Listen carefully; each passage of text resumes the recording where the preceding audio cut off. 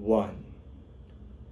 Mr. Speaker, ladies and gentlemen, if side government wants to characterize boycotting as not so hassle and just like not listening to a song, but at the same breath, they attempt to co-opt such large benefits such as being able to try and stop pedophilia or try and stop all of these atrocious things they want to do, you have to understand that the bigger the claim, the bigger the burden to have to prove that.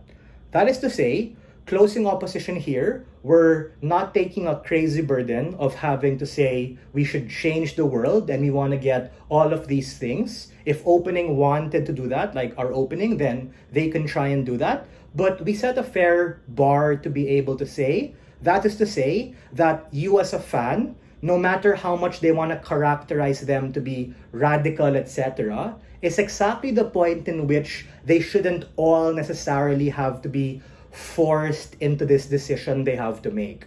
The way opening government characterizes it is that they are motivated by something good. They're motivated by wanting to stop atrocity, but the strategy and lens in which they do that is largely misguided.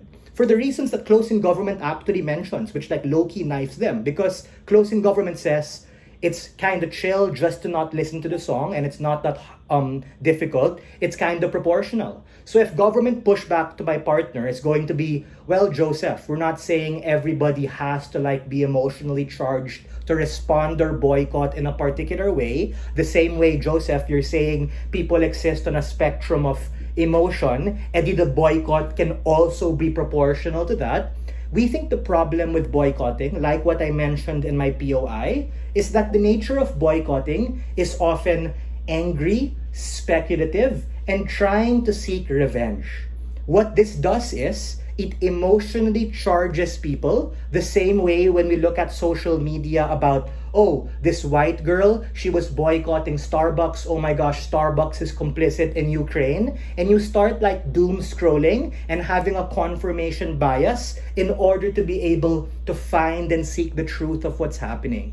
Because my partner was right in terms of saying, we're also here to be able to champion justice, champion fair and proportional reaction to what's happening, and that can be done in status quo, absent boycotting. Because when people start foaming in the mouth and trying to like just wreck everything, it's just not the most productive thing to do because of human biases. And this is like responsive material. When people become angry, they often react in a very volatile and uncertain way, which leads to maybe even harming not just that person, but maybe even their family. That's why when you take a look at like social media, sometimes their closest of kin also get oppressed. Like their sisters in the supermarket, and then people start like throwing shit at her, or their moms like in the pharmacy trying to get their diabetes medicine, and people are start shaming them. That's exactly what we want to avoid because it really stifles discourse.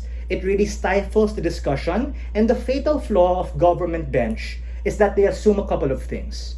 Number one, they assume that everybody operates in the same belief system and locus of control, meaning their case only works in the characterization of this person wanting to like be angry and characterizing them as like a super nuanced fan who's very like logical. But if you take a look at how situations revert to the meaner average, people oftentimes engage in very toxic discourse, very cringy and shameful discourse that ultimately is not productive. What is the defense of our counterfactual? Absent boycotting or absent fans having to boycott, we think that other people in and of themselves are still going to be able to like say what they want, meaning they can still have a choice, but it shouldn't be like this blanket policy and idea in which everyone is like weaponized and used as a battering ram like minions to have to do something. CG, go ahead. Sure. CG? Yeah. You're talking about the absent boycotting and due process. However, you have not engaged in our argument that this is harmful to the victims of something that the artist is found guilty of. Yeah, that's why we can't expect fans to like start shouting and going angry and not listening to the song and you jumping to that impact of the victim. on our side, what happens to these victims? Like my partner mentioned, due process. That person going behind bars, that person having to pay a fine, that person having to issue a public apology, and their reputation also being protected. In fact, it's even worse for the victim when people boycott, because these victims, like my partner can characterize, we extrapolate his characterization and say, intuitively, victims also exist on a spectrum of emotion. Meaning, what if you're someone shy because you got like sexually molested?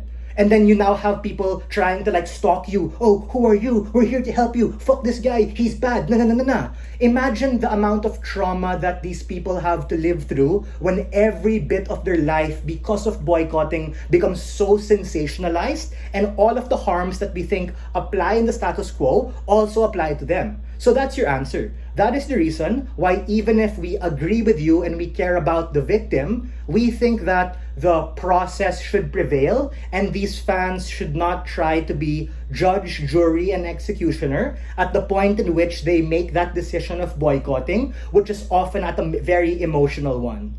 But let's take Gov at their best.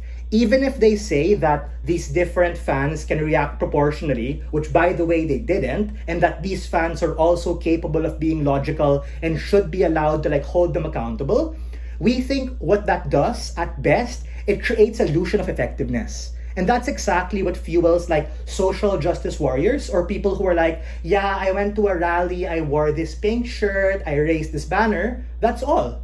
And if we take a look at boycotting, it's very sensational in nature. Last week, we boycotted Starbucks. This week, we're boycotting Maris Racal and Anthony Jenkins. Next week, I don't know, we're gonna be boycotting someone from Switzerland or Squid Game because their hair was a different color.